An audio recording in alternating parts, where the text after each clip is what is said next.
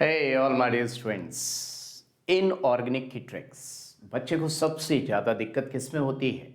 Inorganic chemistry में। अगर आप मुझे नहीं जानते तो my self Harish Singh Parihar HSP magical chemistry गुरु, बहुत सारी रैंक्स आप देख सकते हैं। टॉप 1 से लेके मास सिलेक्शन MTech किया 2004 में और 99 में MSc, देन गेट JRF।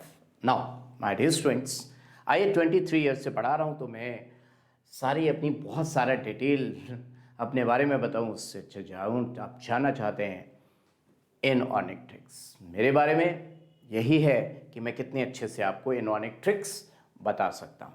चल लेट्स स्टार्ट। हम रुक करते हैं पी ब्लॉक की तरफ। किधर? P block. पी ब्लॉक में आप जान लीजिए कि all ammonium salts, what I am writing my dear students, all ammonium salts, किसकी बात कर रहा हूं मैं? all ammonium salts। यहां से दो बातें जाती हैं। पहली बात, all ammonium salts on heating with alkali releases ammonia gas। all ammonium salts on heating with alkali, पहली बात कहां जाती है? all ammonium salts on heating with alkali। तो पहला point, all ammonium salts in heating with alkali, किसी भी alkali के साथ हम हीट कर दें, so all ammonium salts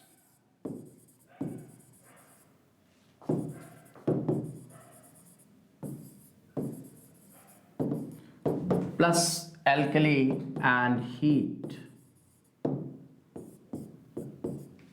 will release ammonia gas। कौन सी गैस छोड़ेंगे ये? Ammonia gas.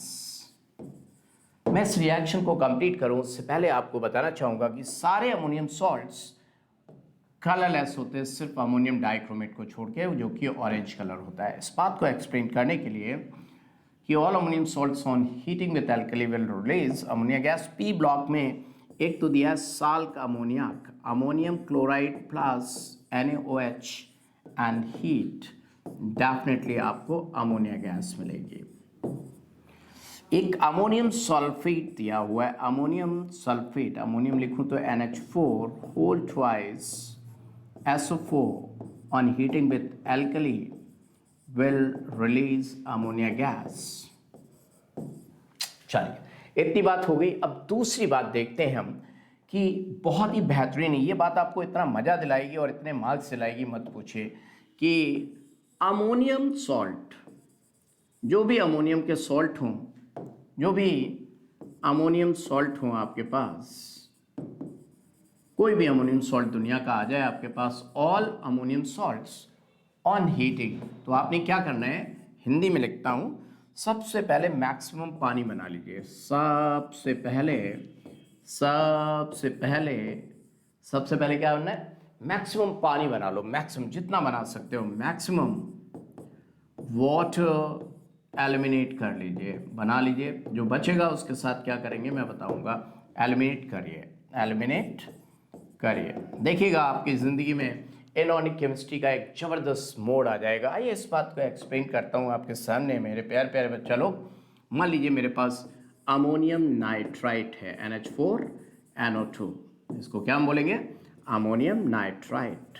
क्या बोलेंगे बच्चा लोग? Ammonium nitrite. इसको मैंने हीट किया। मैंने आपसे कहा कि पहले पानी बना लो। देखो 4 हाइड्रोजन एटम है और 2 ऑक्सीजन, H2O, 2 हाइड्रोजन 1 ऑक्सीजन, तो 4 से कितना? 2 मोल वाटर निकल जाएगा। निकल गया, बचा क्या? N2। So my dear students, this is the preparation for N2 की प्रिपरेशन आ गई आपके पास। चलिए देखते हैं अमोनियम नाइट्रेट होता तो क्या बनता। लेट्स सी कि हमारे पास अगर अमोनियम नाइट्रेट दिया होता तो हमें क्या मिलता। देखते हैं हम लोग अमोनियम नाइट्रेट कैसे लिखेंगे। अमोनियम नाइट्रेट, सबसे पहले तो अमोनियम नाइट्रेट का स्ट्रक्चर लिखना ही मुश्किल काम होता है बच्चों लोगों के लिए। तो आइए देखते हैं। Ammonium NH4NO3, ammonium nitrate. मैं अमोनियम नाइट्रेट की बात करूं तो देखिए अमोनियम नाइट्रेट को आपने हीट किया तो आपने फिर से 2 मोल वाटर बना लिया, 4 हाइड्रोजन एटम है तो 2 मोल पानी बन जाएगा, twice of H2O। 4 hydrogen consume, 1 oxygen consume हो गया कि 2 ऑक्सीजन, 1 ऑक्सीजन बचा और 2 नाइट्रोजन, N2O लाफिंग गैस मिल गई। क्या मिल गई? लाफिंग गैस मिल गई। मेरे प्यारे बच्चा लोग, पी ब्लॉक के उस चार्ट में ये सब दिया हुआ है। चलिए खैर और दिखाता हूं मैं आपको। अमोनियम डाइक्रोमेट अगर मेरे सामने आ जाए, अमोनियम डाइक्रोमेट, बात आती है अमोनियम डाइक्रोमेट लिखोगे कैसे, ये भी तो आफत है। Ammonium dichromate, how to write down ammonium dichromate, तो आपको पोटेशियम डाइक्रोमेट आता है K2Cr2O7, बस वैसे लिख दो, K की जगह अमोनियम लिख दो, ammonium dichromate NH4 whole twice Cr2O7 ammonium dichromate. Heat किया भैया हमने आपसे जो प्रॉमिस किया था वही तो करेंगे। क्या प्रॉमिस किया था? प्रॉमिस ये था कि सबसे पहले वाटर बना लो। कितने हाइड्रोजन? 4 2 8, यानी कि 8 एटम्स हैं तो 4 मोल ऑफ H2O निकल गया। ये कैसा 4 मोल ऑफ H2O लिखा है? 4 मोल ऑफ H2O। अब देखिए यहाँ पे बचा क्या? Cr, क्रोमियम की जो स्टेबल ऑक्सीडेशन स्टेट होती है वो क्या होती है? +3। तो Cr2, ऐसा ना लिखो, ग्रीन लिखो, ग्रीन कलर का होता है गुरुजी। ठीक है भाई, Cr2O3, और बचा क्या हमारे पास? N2 बचे हैं, और तो कुछ बचा ही नहीं है, तो N2। This is also the preparation of nitrogen. My dear students, क्या इतनी बात सभी को आ गई? आ गई? आ गई। तो इतनी चीज़ें आपको अगर आ गई तो फिर मैं और एक चीज़ बताने जा रहा हूँ, देखिएगा ज़बरदस्त है। ये तीसरा पॉइंट ये कहता है ड्यूरिंग हाइड्रोलिसिस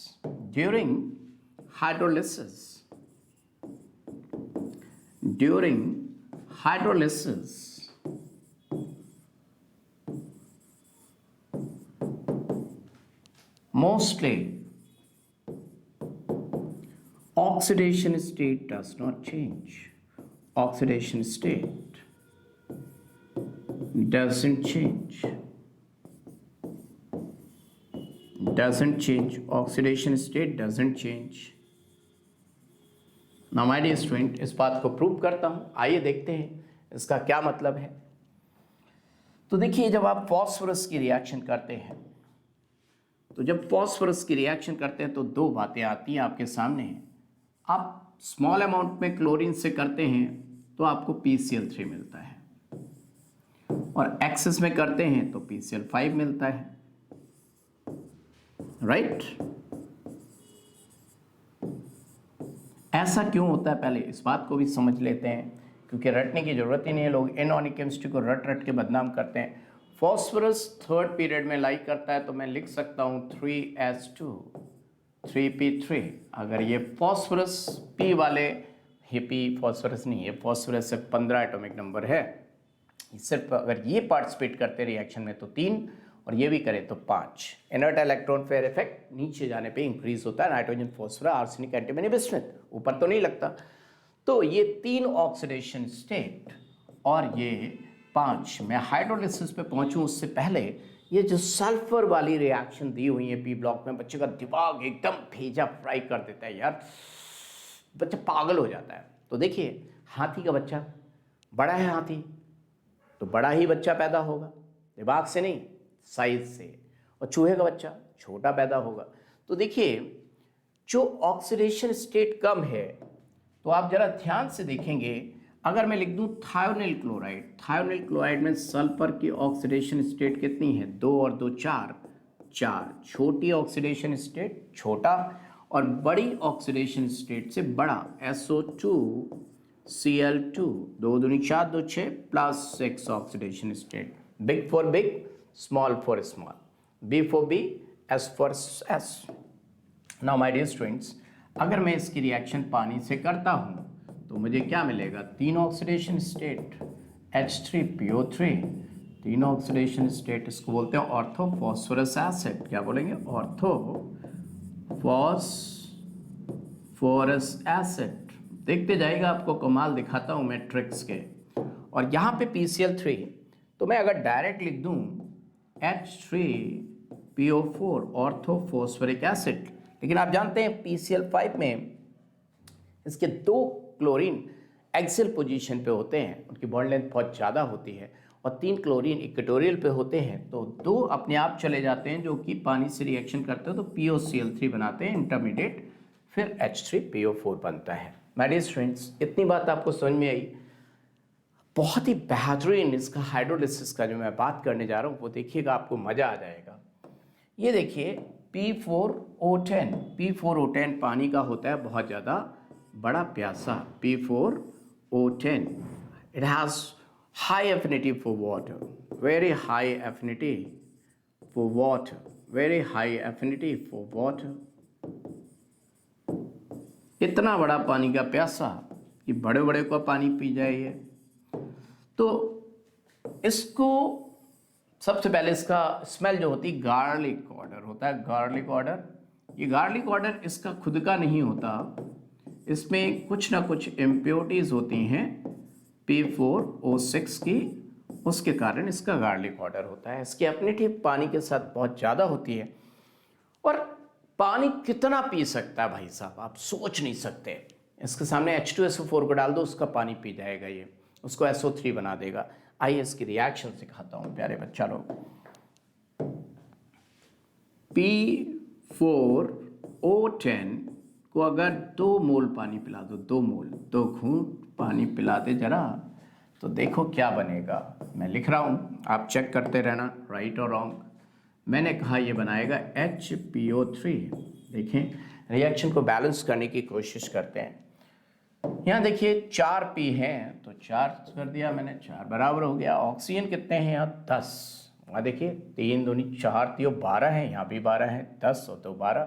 हाइड्रोजन 2 2 4, 2 2 4, बिल्कुल सही बात है। इसको बोलते हैं मेटाफॉस्फोरिक एसिड।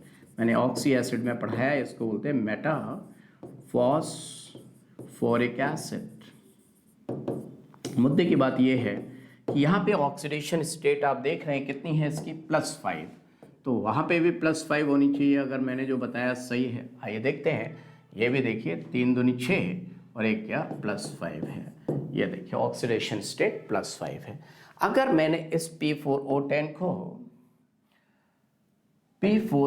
को 4 मोल पानी पिला दिया होता, P4O10 को कितना मोल? 4 मोल पानी पिला दिया होता, तो देखे बच्चा लोग क्या बनता।